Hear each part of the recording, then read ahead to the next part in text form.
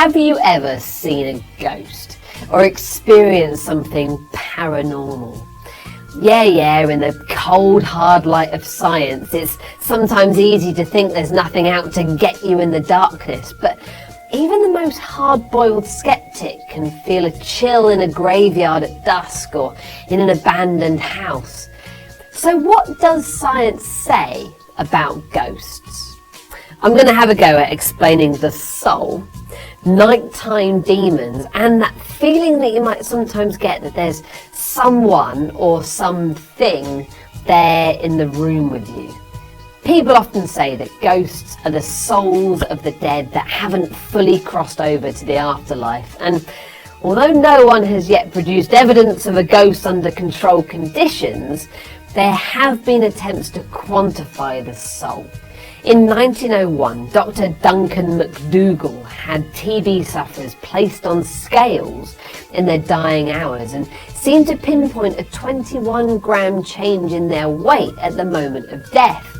By repeating the experiment with dogs and showing no weight change, he attempted to prove that the mass he saw lost by his human subjects was the mass of the soul escaping the body. Psychologist Richard Wiseman has outlined the counter-arguments to McDougall's claims, though. Human bodies heat rapidly at the point of death, and the change could come from sweated-out moisture.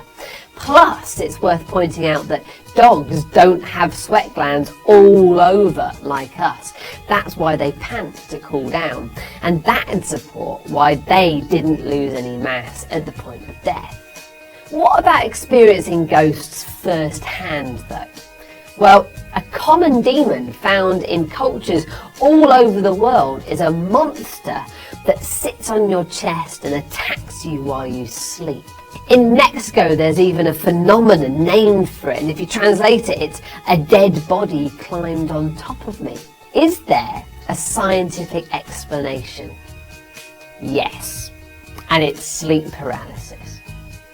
You've probably heard of REM sleep, the rapid eye movement period of sleep where you dream. Well, it's thought that sleep paralysis exists to stop you thrashing about and reacting to all of those images. When you are suddenly jarred awake from your dreams, you can get stuck. Your body is paralyzed, but your brain is conscious. The confusion of coming out of a dream state, plus that strange sensation of having no control over your body, could explain the ghostly sightings. Another ghostly feeling often quoted is the feeling that someone is in the room with you when there definitely isn't. A team of Swiss scientists were investigating this exact thing in patients suffering from neurological conditions that produced this feeling of presence. The interesting bit of the research is that the scientists actually managed to recreate those very sensations in healthy subjects, two of whom begged for the experiment to stop because they were so spooked. Using basic robotically controlled prosthetics, the volunteers had to essentially poke themselves in the back.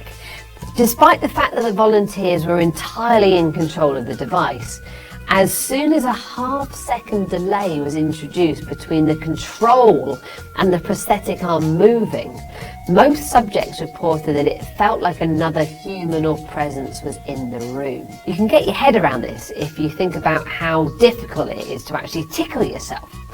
That's because there's an amazingly fast connection between your brain and your body, telling you that the tickling sensation is coming from you, not another source.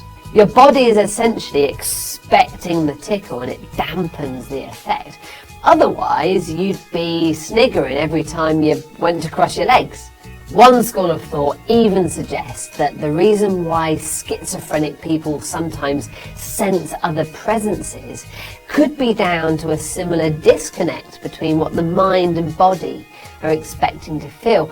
Oh, and interestingly, some schizophrenic people are able to actually tickle themselves. Okay, so science is doing pretty well right now, 3-0, I think you could say.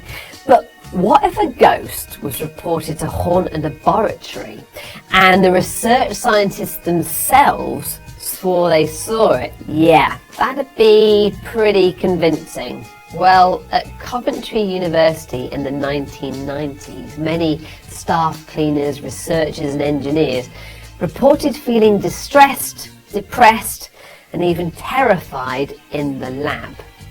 The room seemed to give everyone who worked in there a generally spooked out feel. One of the lab team even reported seeing a shadowy figure in the periphery of their vision. So what was this ghost? Was it a long dead PhD student, a haunted test tube, a large air conditioning fan? What? The key to understanding this ghostly presence is that sound is a wave. When you shout or even speak, you vibrate the air around you. And that travelling vibration, those waves of pressure, are either close together, a high frequency sound, or further apart, a low frequency sound.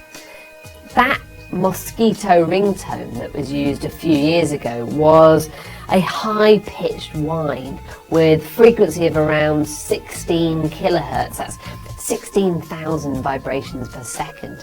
It was used by teenagers because young people could hear that frequency sound, whereas adults couldn't because they'd undergone natural hearing loss. Well, just like there can be high-frequency sounds out of our hearing range, like dog whistles or ultrasound, there's also infrasound, extremely low noises, and some around 20 hertz are too low for you to hear.